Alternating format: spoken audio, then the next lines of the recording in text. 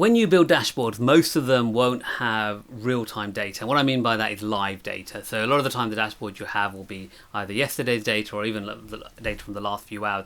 It's very rarely that you build live dashboards. Now, that is not so much the case if you work within product analytics, where you are building dashboards for end users of your product. So sometimes they want to see things live.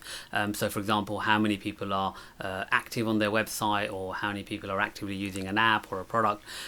You will normally build dashboards that are live, and this is where you have to be sort of a hybrid data analyst, data engineer, because you need to be able to connect to APIs and data feeds that stream in live data and then be able to display it in dashboards that is easy for the business, easy for the end user to understand. These live dashboards are usually live for a reason. So for example, fraud detection is a good example where you need to really understand fraud in real time. Understanding it a day later is pointless. Someone's already stolen all your money and gone. So building a fraud dashboard, whether it's for the financial sector or for the gaming sector, allows someone observing it to see when something is happening in real time or near real time. The other area that you'll see live dashboards become quite useful, and with Google Analytics and a lot of email campaign tools and digital marketing tools, is that they flow in real time data. So you can start seeing how your campaigns are performing in pretty much real time. Sometimes there'll be 15 minutes delayed, but a lot of these APIs provide real time data. And so you might be asked to aggregate data from multiple sources into a single dashboard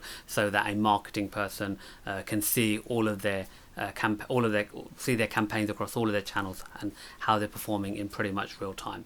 So when you are building real-time dashboards, it's very different to building sort of dashboards that have sort of data from an hour ago or 2-3 hours ago. Pretty much data that you need to retrospectively look at and then make a forward-looking decision. Whereas real-time dashboards are sort of data that's going to help you make a decision quickly. They very rarely help you make strategic decisions. They're there really to help you make tactical decision, and therefore the way you design those dashboards have to be very different. So those dashboards where you're looking backwards and trying to make forward strategic decisions, they can have a longer frame of data for you to look at, and therefore people can interrogate them more. Whereas the real-time dashboards need to be very clear, very simple, and actually they need to make the point of interest very obvious. So if you're doing fraud, for example, that data point needs to be very obvious. If you're looking at marketing performance, you need to make the performance metric very obvious so that they can make that those teams can do the action pretty much immediately.